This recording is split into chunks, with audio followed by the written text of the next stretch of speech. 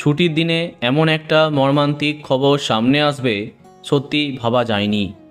ভোলে বাবা পার কারেগা ধারাবাহিকে নায়ক নায়িকা পরিবর্তনের মাধ্যমে যোগ দিয়েছিলেন টেলি অভিনেতা রাহুল ব্যানার্জি। পর্দায় তার উপস্থিতি বরাবরই দর্শক টানতে সাহায্য করেছে।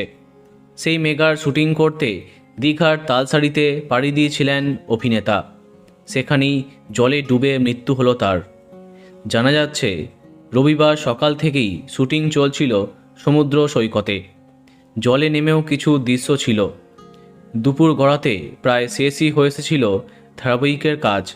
সবাই দুপুরের খাবারের উদ্দেশ্যে শুটিং স্পট থেকে বেরিয়ে যান, কিন্তু রাহুলের আরও কিছু দৃশ্য বাকি ছিল।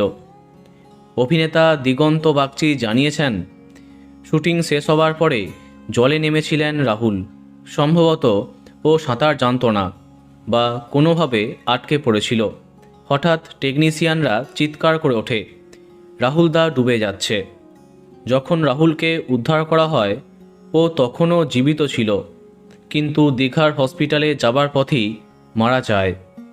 শোনা যাচ্ছে শুটিং শেষ হওয়ার কারণে তার দিকে আর কারো খেয়াল যায়নি।